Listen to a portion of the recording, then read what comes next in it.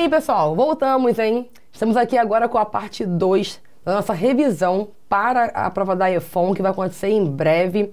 E preparamos aqui mais 5 questões para que vocês possam acompanhar aqueles materiais, aquelas questões e dúvidas de última hora, para que a gente possa tirá-las e principalmente para que você não perca os bizus que nós separamos. Lembrando que aqui vamos trabalhar com aquilo que a AEFON sempre traz de mais recorrente todos os anos para você. Então, vamos continuar aqui essa revisão que vai ser da hora, tá bem? Vamos lá! Temos aqui, agora, a número 6, nessa questão 6, que é uma questão de 2020, uma que fala sobre função sintática. Função sintática está dentro do que a gente chama de sintaxe na língua portuguesa, tá? Então, vamos relembrar aqui. Morfologia, fonética, fonologia, estilística. O que seria a sintaxe? É quando eu pego aquelas classes gramaticais todas, substantivo, adjetivo, pronome, verbo, advérbio, e eu faço uso delas dentro de uma oração. Então, o artigo, junto com o substantivo, junto com o pronome, podem compor essas 3 classes um sujeito. Eu posso ter, por exemplo, o verbo, um advérbio, compondo, ali, formando um predicado. Então, o que nós estamos querendo dizer é que a sintaxe, a função sintática, não é para nós analisarmos aqui o que cada palavra é, ou o que cada palavra faz no nosso contexto enquanto classe gramatical. Nós não queremos saber se ela é um nome, se ela é, por exemplo, uma ação. Não é o que importa para nós aqui. Na função sintática, o que vai interessar é qual a função uma ou um conjunto de palavras exerce na oração, tá bem? E ele pede para a gente fazer a marcação daquela em que o termo sublinhado cumpre uma função. Para quem já olhou aí, com calma essa questão, percebeu que aparece aí o que. E o que, ele é uma figurinha problemática para a gente na língua portuguesa. Por quê? Porque o que, ele pode ter várias classificações. Eu costumo dizer que o que, ele é igual Fernando Pessoa, Ele tem várias facetas, vários nomes diferentes. Igual poetas que querem se disfarçar, O que ele pode ser uma conjunção, ele pode ser substantivo, ele pode ser preposição, ele pode ser partícula expletiva ou de realce, ele pode ser pronome, ele pode ser muitas coisas. Porém, queridos, o que nós vamos perceber aqui? Só vamos ter o que dentro de uma função sintática se esse que for um pronome, se esse que for, pode ser pronome relativo, pronome interrogativo, não importa, mas tem que ser um pronome, tá? Se ele for também um caso em que esse que, ele aparece numa função de substantivo, porque aí o que como substantivo ele pode ser um sujeito, ele pode ser objeto direto, Assim como o substantivo também pode. Se esse que é partícula expletiva ou de realce, se esse que ele é uma preposição, se esse que ele é uma conjunção, ele não tem como exercer nenhuma função sintática, tá bem? Vamos olhar uma a uma e vamos tentar descobrir então qual é a resposta, tá? A letra A diz: nem sempre me reporto a algo que ele realmente dizia, sendo apenas uma maneira coloquial de dar ênfase a alguma opinião. Vamos lá. Esse que, se ele for um pronome relativo, a gente pode substituir pelo o qual ou pela a qual. Tudo bem? Vamos pensar no contexto? Nem sempre me reporto a algo, ao qual, a que. Dá para substituir, não dá? Então, vamos lá. Ele, vamos botar aqui embaixo para você poder acompanhar comigo. Ele realmente dizia. Sempre que nós falamos em oração, eu costumo brincar com os alunos que as orações, elas são o que a gente vai chamar de suvaca. Toda oração, ela tem que ser composta por um sujeito. Tem que ter junto desse sujeito um verbo. É claro, a gente sabe que existem aquelas exceções, Verbos que expressam a natureza, verbos que, como o verbo haver, fazer, indicando o tempo, não tem sujeito, mas o comum é aparecer um verbo que tenha sujeito, tá? Tem que ter um complemento para esse verbo, se esse verbo pede complemento, como o caso de um objeto direto ou um objeto indireto, e um adjunto adverbial, que não é obrigatório na oração, tá? Mas ele pode estar lá. Vamos pensar comigo? Ele realmente dizia. Quem dizia? Quem praticava essa ação? Não era ele? Então, ele vai ser o que eu vou chamar de sujeito. Eu vou abreviar aqui para você poder depois acompanhar. Bom, realmente, a gente sabe que está indicando para nós uma certeza. Então, é uma circunstância. Tudo aquilo que expressa para a gente certeza, né, uma afirmação, é o que vamos chamar, então, de advérbio. Mas lembra que eu falei para você? Aqui, nós não queremos o nome dele, tá? Nós queremos saber qual é a função dele. E os advérbios, eles atuam com o que a gente chama de adjunto adverbial, tá bem? Dizia é o verbo. Então, aqui eu vou botar só verbo? Não, porque verbo é a classe gramatical. Dentro de uma oração, a gente tem que descobrir se esse verbo é um verbo intransitivo, se ele é um verbo transitivo direto ou indireto, tudo bem? Então, ó, quem diz tem que dizer algo. Então, esse verbo aqui, ele é um verbo transitivo. Ele pede complemento, tem que dizer algo. Como nós não temos preposição, ele é verbo transitivo direto. Agora, vamos olhar aqui, comparar aqui em cima. Olha só, tem sujeito, vamos botar aqui um check, ó. Tem sujeito.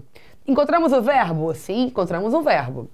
Encontramos ali o adjunto adverbial? Encontramos, que não é obrigatório, tá? Lembrando sempre. Só que esse verbo, ele não é um tipo de verbo que não pede complemento. Por ser um verbo transitivo direto, ele exige o complemento. Cadê esse complemento? Vamos olhar ali no contexto?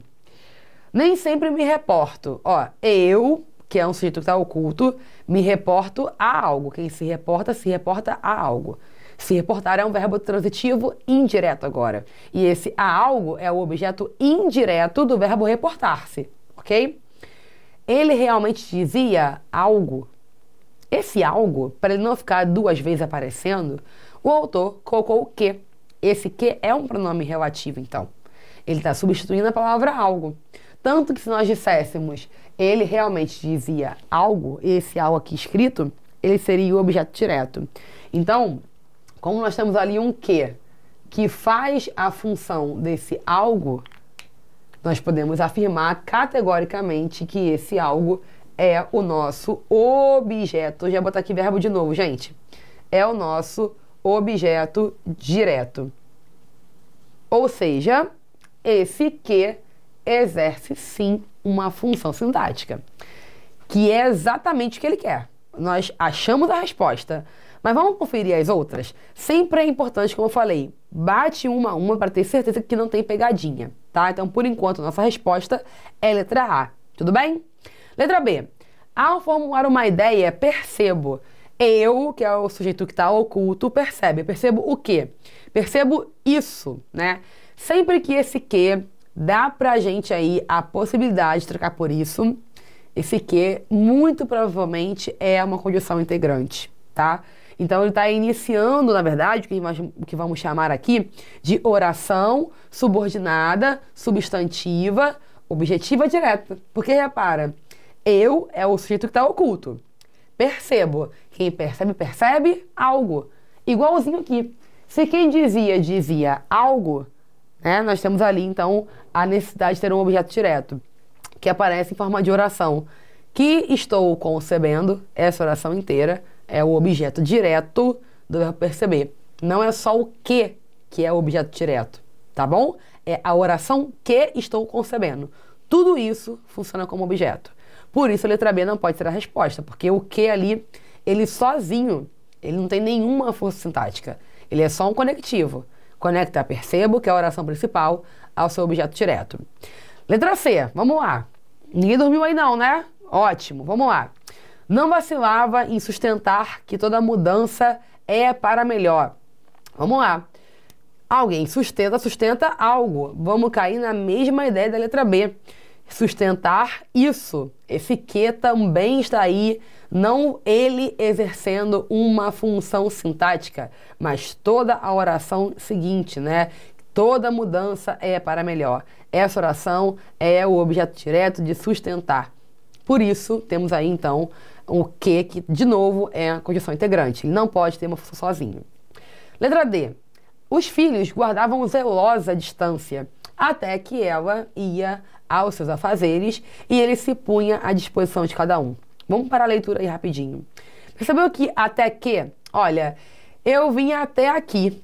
Até aqui seria o lugar, né? Mas se eu digo pra você, até que algum dia, até que alguma coisa acontece. Esse até que tá passando pra gente uma ideia que parece muito com a ideia de tempo, né? Olha só, os filhos guardavam zelosa distância. Até que, ó, num momento. Então, esse até que, ele é, na verdade, parte de uma locução conjuntiva, né? Expressando para nós o tempo de uma ação. E a letra E. De repente, fui fulminado por uma verdade tão absoluta que tive de parar completamente zonzo. Sempre que você encontrar esse que, e você observar que antes dele, um pouquinho antes dele, tem palavras como tão, de tal forma, de tal modo, de tal maneira, essas ideias de intensidade, elas têm que gerar um resultado. Elas têm que gerar uma consequência. E esse que, então, vai funcionar como que a gente chama de conjunção adverbial consecutiva. Ela vai indicar pra gente a consequência de alguma coisa. Então, ele foi fulminado por uma verdade tão absoluta. Qual foi o resultado disso? Que teve de parar completamente zonzo. O que marca pra nós aí a consequência de algo que aconteceu de forma intensa. Tá? Então, sendo conjunção, como eu falei pra vocês, a conjunção sozinha, ela não exerce nenhuma função sintática. Por isso, da letra B até a letra E, nenhuma delas pode ser a resposta. Com certeza a letra A, tá bem? Vamos para mais uma aí. Número 7, a nossa questão 7 aí, de 2016. Compararam aqui uma coisa muito importante. 2020, né? Uma oração subordinada, temos aqui conjunção. 2016 agora, temos de novo aqui questões que falam sobre orações, tá? Só que agora, o que ele quer da gente são as chamadas orações reduzidas. Olha para o enunciado, vamos fazer uma pausa antes de marcar a resposta certa, tá? Nos períodos que se seguem, aparecem orações sublinhadas reduzidas. A única exceção está na opção. Vamos lá. Olha aqui para o quadro comigo. Vou apagar de novo aqui para a gente ter espaço para explicar esse caso das orações, tá bem?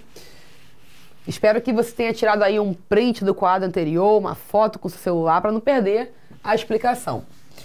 Bem, galera, quando nós estamos falando de oração subordinada, sempre é importante lembrar que as orações subordinadas elas vão se dividir em 3 grupos. Mas antes, é importante lembrar e entender o que é uma oração subordinada. Lembra que eu falei sobre a suvaca agorinha?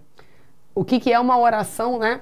Que é a presença de um sujeito, de um verbo, de um complemento e de um adjunto adverbial? Pois bem, quando uma oração ela é subordinada, essa palavra aqui significa que ela está exercendo um trabalho, né? Ela está ali à disposição para outra oração.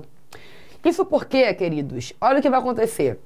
Às vezes, uma oração, ela vem com o sujeito, aí, junto dela, vamos encontrar, por exemplo, o verbo. Mas sabe o que acontece? Nós, muitas vezes, não encontramos ali um complemento verbal. Nós não encontramos ali, por exemplo, o sujeito. Tem verbo.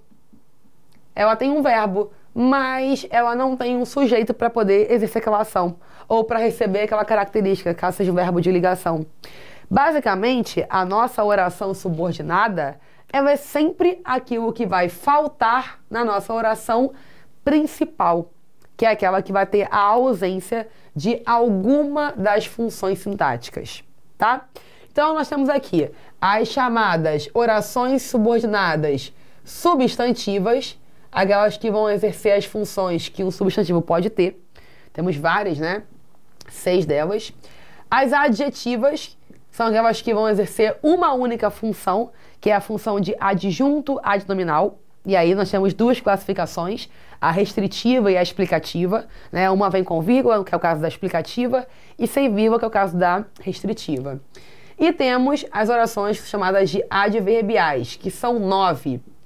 Essas orações adverbiais, elas vão expressar pra gente a mesma coisa que um advérbio, uma circunstância, certo? Então eu posso ter uma oração que é adverbial temporal, porque vai indicar tempo. Eu posso ter uma oração adverbial, por exemplo, que é concessiva, porque vai indicar uma concessão, comparativa. São 9 delas. O nosso intuito aqui hoje é entender o seguinte: o que é uma oração reduzida? Porque se ela está reduzida, isso significa que ela tem uma outra forma de acontecer. Pois bem, em cada uma dessas formas de oração, vamos encontrar conectivos que são típicos. Por exemplo, numa oração que é substantiva, você vai quase sempre encontrar uma conjunção que a gente chama de conjunção integrante. Mas não só, tá? A conjunção integrante é um dos conectivos possíveis. Também posso encontrar, por exemplo, pronomes. Pronomes interrogativos. Como o que, como o quem. E eu posso também encontrar o que a gente chama de advérbios interrogativos. O onde, o como, o quando. Então, vamos lá. Encontrei o que e o se, condição integrante. Encontrei lá quem e que, indicando pergunta, pronome interrogativo. Encontrei onde, como, quando. São advérbios interrogativos, certo? O que seria uma oração, então, reduzida? Queridos, quando isso aqui, ó, não vai aparecer no meu contexto.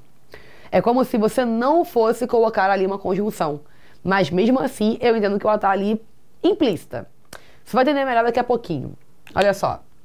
As adjetivas são aquelas que vão sempre ser reconhecidas por iniciarem com um pronome que é relativo.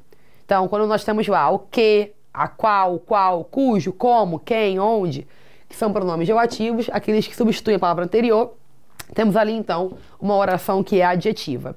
E eu vou encontrar nas adverbiais as chamadas conjunções subordinativas adverbiais. Elas vão acontecer toda vez que eu tiver uma conjunção que expressa, como eu falei, o tempo, a causa, a condição, a concessão, né, a comparação, tudo bem? Olhem para cá rapidinho. Se eu digo para você algo como: é preciso que você estude mais. Repare que aqui, quando a gente vai pensar na ideia, né, de análise sintática, eu tenho que sempre sinalizar quem são os verbos primeiro. É um verbo de ligação, que é o verbo ser. Preciso é o que nós chamamos de predicativo do sujeito, porque ele é uma característica. E aí, como eu tenho aqui uma outra oração iniciando, já que essa aqui é a minha oração de número 1, essa aqui é a minha oração de número 2, bem, então eu preciso separar uma da outra. Quem separa isso, ou quem une, né? Quem conecta isso? Conjunção. Tá aqui. Vamos então, ó, isolar a primeira da segunda. A primeira sintaticamente está completa? Quando eu comparo aqui com o que tem que ter numa oração, que é sujeito, verbo, complemento e possivelmente um adjunto adverbial, é o que eu encontro aqui? Repara, verbo tem. O complemento, que seria o complemento, né, dele, que é o predicativo do sujeito, também estou encontrando, mas quem que é preciso? Quem é o sujeito? Não encontrei. E eu falei pra você, aquilo que falta na oração principal é o que a subordinada vai ser. Então, para quem já conhece, né, o bizu do isso é porque quando nós colocamos isso na substituição da substantiva, é porque de fato ela é uma. Então, ó, é preciso isso. Trocou por isso, deu certo? Aquela oração é subordinada substantiva. Então, nesse caso, a próxima é o que nós chamaríamos de oração, que tem verbo, né? Ela é subordinada, porque ela exerce uma função sintática para a anterior. Ela vai se chamar substantiva, porque ela equivale, né, a um substantivo. E a função que ela exerce é de sujeito. E por isso ela se chama subjetiva. Tudo bem? Agora, vamos imaginar que eu não falasse esse que. Se eu digo para você, é preciso estudar mais. Essa forma aqui, ó, da oração, ela tá sem a conjunção integrante, não é? Mas quem ainda seria preciso? Não seria estudar? Então, essa oração não deixou de ser uma oração que é subjetiva, que é subordinada, que é substantiva. Só que agora ela não tem conjunção, então ela se chama reduzida. E aí eu chamaria, então, o é preciso estudar mais de oração subordinada, substantiva, subjetiva, reduzida de infinitivo. Tá? Por que é infinitivo?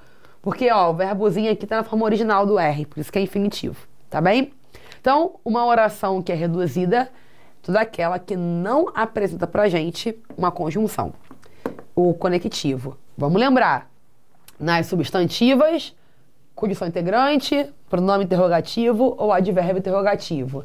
Nas adjetivas, pronome relativo.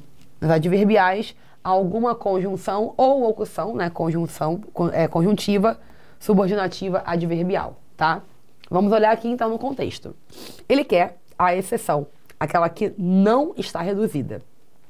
Letra A. Entretanto, dias atrás, conversando com uma paciente, ela mencionou a pipoca.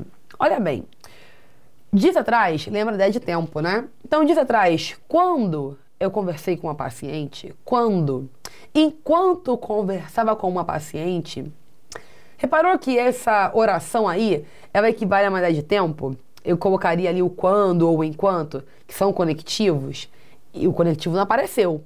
Se ele não apareceu, então é porque essa oração ela está reduzida. Se ela estivesse desenvolvida, estaria ali a conjunção subordinativa adverbial temporal. Poderia ser o quando ou enquanto ou alguma outra. Então a letra A, ela está assim reduzida. E não pode ser a resposta, porque ele quer aquela que não está. Letra B. Poético, porque ao pensar nelas, as pipocas, meu pensamento se pôs a dar estouros e pulos como aqueles das pipocas.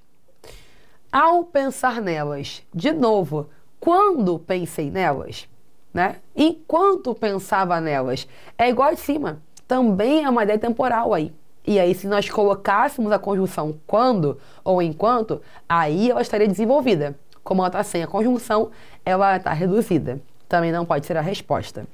Letra C. Cheguei a ser forçado a me valer do Aurélio para confirmar o meu conhecimento da língua. Então, eu fui forçado a valer meu conhecimento sobre Aurélio. Com qual finalidade? Para que, a fim de que, confirmasse meu conhecimento. Olha bem, eu não coloquei ali isto para que ou a fim de que. Eu coloquei para confirmar. O que é o indício da conjunção, não apareceu. Então, de novo, a letra C está reduzida. Está igualzinho, inclusive, a do quadro que eu dei o exemplo, né? Está reduzida de infinitivo, assim como a letra B também. O verbo que está ali principal, ele está reduzido de infinitivo. Enquanto que na letra A, está reduzido de gerúndio. E aí, vamos ver letra D ou letra E. Será que vai ser letra E de novo? Como eu falei, Efon adorou aqui uma letra E nessa sequência de questões, né, que a gente fez. Bem, letra D diz: ignoram o dito de Jesus. Quem preservar a sua vida, perdeu-a. Bom, quem se atentou aqui à explicação, lembrou que eu falei na hora do pronome interrogativo que existe o quem e o que. Se o quem e o que são pronomes interrogativos, eles atuam numa oração subordinada substantiva como o conectivo. Então, essa oração aqui, ela não está reduzida. Ela está com quem ali, né? Quem é que vai perder a vida? Quem vai perder a vida? Se eu perguntar para esse verbo perder, quem é o sujeito é quem preservar a sua vida. Essa oração inteira, ela se classificaria como uma oração subordinada, substantiva, subjetiva. Ela é o sujeito do verbo perder. Então, nesse caso, ela é a resposta, porque o quem está ali presente, tá? Não está reduzido. E a letra E diz: terminado o estouro alegre da pipoca, no fundo da panela ficam os piruais. Os piruais, que é o estouro, né, ali, que fica lá no final da panela, acontece quando? Quando? Ó, de novo, o terminado, assim como na letra A e na letra B, expressa uma ideia de tempo. Algo muito importante que você tem que gravar é que uma oração reduzida, ela sempre vai estar na forma nominal do verbo. Então, a gente tira a conjunção, nós tiramos o conectivo e o verbo vai indicar pra gente ou uma forma nominal do gerúndio, como acontece na letra A, ou do infinitivo, como ocorre na letra B e na letra C, ou no particípio, que é aquele que termina em ado ou ido, né, no particípio regular, como que ocorre na letra E.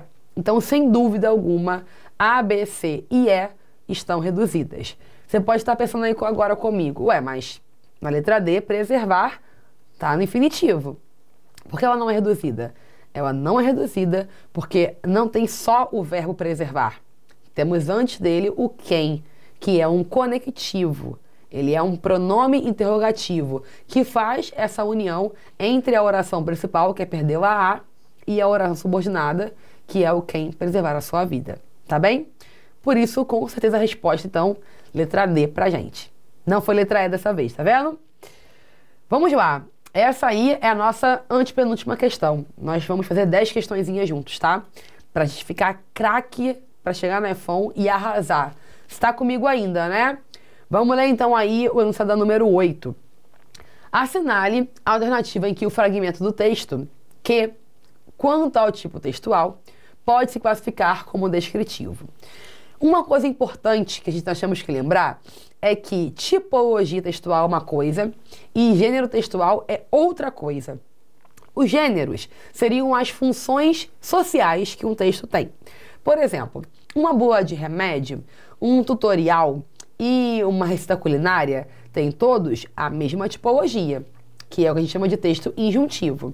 Mas, certamente, eu não procuro uma receita culinária com o mesmo objetivo, com a mesma função na sociedade, que eu procuro um tutorial, certo? Ou que eu procuro uma bula de remédio. Então, o gênero, ele é a função de um texto na sociedade, enquanto a tipologia é a característica que esse texto tem. Então, qual é a característica de um texto injuntivo? Aquele que orienta, aquele que leva o leitor a uma prática. Nós temos algumas tipologias e nós temos infinitos gêneros textuais. Quer aprender mais sobre isso? Vamos aqui para o quadro de novo. Só que agora eu preciso que você, que quer aprender aqui esses macetes, tira um print aí da sua tela, tira uma foto do celular, que eu vou precisar apagar novamente, tá? Então vamos lá. Quando nós falamos em tipologia textual, como eu estava explicando, nós estamos nos referindo àquilo que é a característica do texto. Então, as tipologias são finitas, elas não acontecem o tempo inteiro. Elas têm um número limitado de classificações. E, para isso, nós temos aqui um macete que é infalível, que é o macete do dedinho. Só você lembrar do dedinho aqui, ó. Seu dedinho, dedinho, beleza? Vamos lá. Primeiro, temos textos que podem ser chamados, por exemplo, de textos dissertativos. Aqueles que vão indicar pra gente a opinião, né? Uma tese, um ponto de vista crítico sobre alguém, sobre algum tema, sobre alguma coisa. Vocês que fazem EFON sabem que na prova de redação, por exemplo, é preciso dissertar sobre algum tema dado pela banca. Abri a prova, achei lá no caderno de questões, texto motivador, e o tema é, por exemplo, se na sociedade atual as fake news atrapalham a circulação de informações. Eu preciso elaborar uma tese sobre isso. Eu preciso defender, né, esse texto, isso no meu texto, essa minha informação, certo? Além de dissertativos, esse E que está aqui, por exemplo, vai marcar pra gente os textos que são expositivos. São aqueles textos em que você não tem a menor pretensão de passar uma opinião para o outro. A sua intenção aqui, na verdade, é uma única: expor informações no texto sobre alguém ou sobre alguma coisa. Geralmente, pesquisas de escola, né, algum tipo de noticiário, a intenção ali é passar um dado para você, não emitir uma opinião. Então, aquele texto ele é expositivo. Além disso, o nosso dedinho é marcado pelos textos que são descritivos. Aqueles que vão atribuir uma característica, vão atribuir alguma forma de adjetivação para uma pessoa, para um lugar, para um objeto. Tudo bem? Então, geralmente, no texto descritivo, vamos encontrar muitas caracterizações, sobretudo adjetivações, tá? Temos ainda aqui os chamados textos injuntivos. São aqueles que vão expressar pra gente uma ordem, vão expressar alguma ideia de prática, eles vão te orientar a alguma coisa. Como eu falei no comecinho, se você pega uma bula de remédio, vai ter lá, tome essa medicação a cada 3 horas, né? Ou uma receita culinária, mexa até que faça uma massa homogênea. Você vai ter o verbo no imperativo para que a orientação, para que a sua prática aconteça. E aí eu tenho, por último aqui, os chamados textos narrativos. Aqueles que apresentam para nós a contação de uma história, né? Então, dedinho ali, ó, que tá meio tortinho, igual meu dedinho, né? Vai ser o que a gente vai chamar, então, de tipologias textuais. Nós vamos encontrar essas tipologias sempre em algum texto. Só que elas não aparecem sozinhas. Isso é muito importante a gente saber. Um texto, ele pode ser ao mesmo tempo dissertativo e argumentativo. Ele pode ser ao mesmo tempo dissertativo e expositivo. Ele pode ser narrativo, mas também ter, por exemplo, descrição. Então, nenhum gênero ele vai aparecer com uma única tipologia. Os gêneros vão ter tipologias predominantes.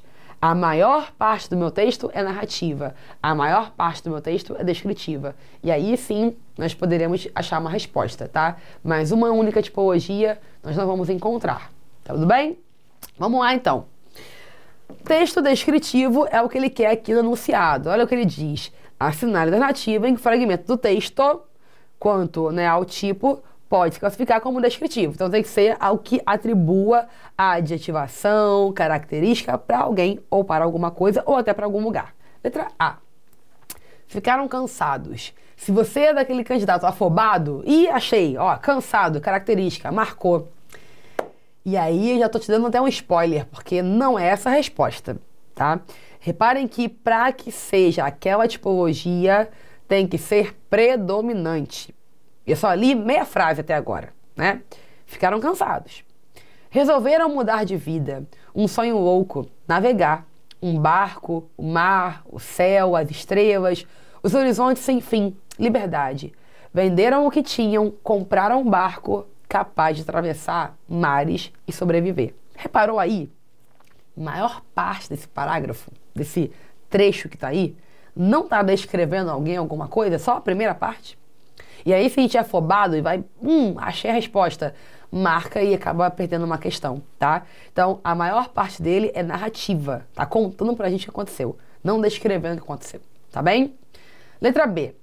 Era uma família grande, todos amigos, viviam como todos nós, moscas presas na enorme teia de aranha que é a vida na cidade. Todos os dias, a aranha lhes arrancava um pedaço. No final, a gente encontra a narração. Mas olha o começo desse trecho, todo ele descritivo.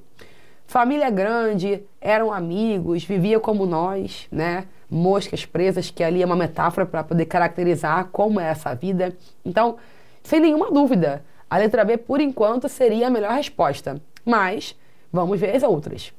Letra C. Mas para navegar não basta sonhar e precisa saber. São muitos os saberes necessários. Ó, aqui é basicamente até um trecho dissertativo.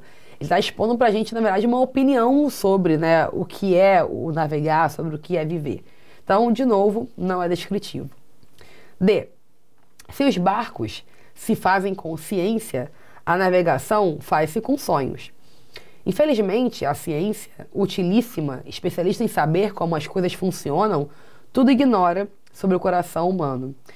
Aqui é só expositivo, um pouco de dissertativo, né? Porque tem ali um ponto de opinião, uma crítica, até porque ele bota ali o infelizmente, que é um ponto de vista, né, pessoal. Então, temos ali o que seria uma dissertação expositiva. É a mistura dos dois. E na letra E, na verdade, a ordem verdadeira é a inversa. Primeiro, os homens sonham com navegar. Depois, aprendem a ciência da navegação. E inútil ensinar a ciência da navegação a quem mora nas montanhas. Então, reparem que ali é, de novo, uma questão mais de você contar os fatos. Seria mais um ponto narrativo, né, e não descritivo. Então, sem dúvidas, nossa melhor resposta aqui para o número 8, né, é a letra B. a maior parte do trecho aí com a tipologia descritiva. E, pessoal, tipologia textual também é daqueles conteúdos, como eu falei, todo ano você vai encontrar na iPhone. Então, fica atento a isso, tá? Não esquece ali, ó, nosso bizu, o dedinho tortinho igual o meu, ó. Dissertativo, expositivo, descritivo, injuntivo, narrativo. São as tipologias que nós temos, tudo bem? Vamos para a próxima, penúltima questão aí da nossa revisão maravilhosa, que eu tenho certeza que vai ajudar você aí a alcançar uma boa nota em português na prova da iPhone. Vamos lá. Ao sinalizar sintaticamente a oração sublinhada, cometeu-se um erro que aparece na alternativa. Uma outra coisa que eu quero apontar para vocês na prova da iPhone é observar que o comando enunciado quase sempre é o errado, né? Nunca é o certo, assim, muito raro aparecer aqui o certo. É exceto, incorreta, o erro, a que tá errada, a única que é a exceção. Tenham muito cuidado com isso, porque na pressa de marcar uma resposta certa, a gente olha para a primeira e tá certa, vamos marcar.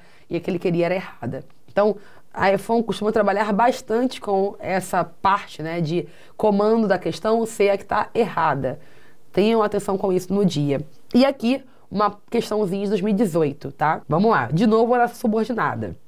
Letra A. É necessário ensinar os precisos saberes da navegação enquanto ciência.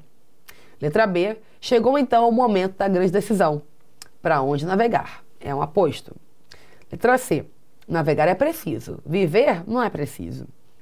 Letra D.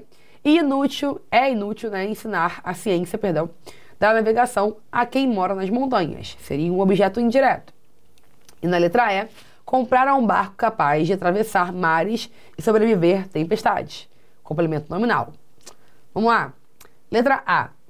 É necessário. A gente já fez essa análise sintática ali no quadro juntos hoje. É verbo de ligação. Necessário, predicativo do sujeito. Então, se o necessário é o predicativo do sujeito, a oração sublinhada não é o predicativo. Eu não vou ter dois predicativos e não vou ter nenhum sujeito, correto? Então, claramente, essa está errada.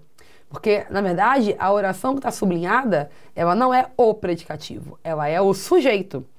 Necessário é que é o predicativo desse sujeito. Quem é necessário? Ensinar os precisos saberes da navegação. Essa oração aí inteira, ela é uma oração subordinada, substantiva, subjetiva. Então, por isso, a letra A é a nossa resposta. Ela está errada. A letra B, reparem quando ele fala assim, chegou, então, o momento da grande decisão. Que decisão é essa? Né? Não está claro para a gente qual é. E aí ele vai explicar para onde navegar. Toda explicação sobre um termo na oração é um aposto. Então aí, reparem, para onde navegar, está explicando que grande decisão é essa. É um aposto explicativo, tá perfeito. Na letra C, diz que viver é o sujeito. Se eu pergunto para o verbo quem não é preciso é viver. Viver é uma forma de sujeito oracional. Então tá certo também. Para descobrir quem é o sujeito, a forma mais prática é você olhar para o verbo e perguntar para ele quem, tá? Letra D. É inútil ensinar a ciência da navegação a quem mora nas montanhas. Quem ensina uma coisa a alguém.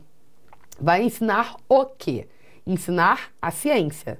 Vai ensinar a ciência a quem ou para quem? A quem mora nas montanhas. Então, esse a quem mora nas montanhas é o objeto indireto. Também tá certo, né? E comprar um barco capaz, se você é capaz de alguma coisa. Capaz é um adjetivo, que na sintaxe nós consideramos como um nome, tá? Então, encontrou um termo preposicionado depois de um adjetivo, há uma grande chance de aquilo ali ser um complemento nominal. O que é complemento nominal? A mesma coisa que o objeto indireto faz para o verbo, o complemento nominal ele faz para um nome. Quando eu digo para você, eu gosto de chocolate. Eu gosto, eu tenho que gostar de alguma coisa. Só que gostar é verbo. E aí de chocolate é o objeto indireto. Se eu digo para você, por exemplo, que eu tenho necessidade não é verbo, é um nome. De chocolate. Chocolate ainda é uma expressão preposicionada. Mas não pode ser objeto indireto porque não está junto de um verbo, está junto de nome. E aí o nome muda. É complemento nominal, tá? Então, complementos nominais pode acontecer para substantivos abstratos, que é o mais comum, como necessidade, né, como receio, medo, mas eu também posso ter essa função para um adjetivo, inclusive para um advérbio, tá bem? Se eu digo para você que eu moro perto, por exemplo, eu moro perto da escola, eu moro perto do trabalho, sempre quem mora perto ou mora longe ou perto de algum lugar. Então esse de alguma coisa funciona também como um complemento nominal. Então, resumindo, complementos nominais vão existir para substantivos abstratos, para adjetivos e para outros advérbios. Por isso que a letra E está certa assim, tá bem? Vamos para a última questão, então.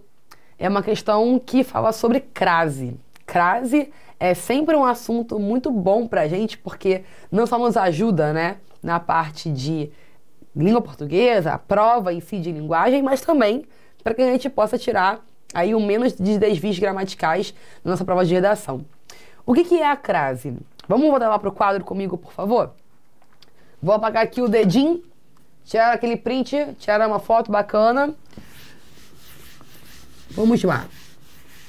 Quando nós falamos de crase, nós temos que lembrar que ela é, na verdade, um fenômeno que, ao mesmo tempo, é sintático, ao mesmo tempo que é fonético, né? Porque é a junção de dois sons. Normalmente, a crase ela é a junção de um A, que a gente vai chamar de preposição, com um outro A, que normalmente é um artigo. Só que nada impede, por exemplo, de esse A, que é preposição, se juntar a um outro A, como, por exemplo, de a qual. E esse a qual não é um artigo. Esse a qual, ele é um pronome relativo.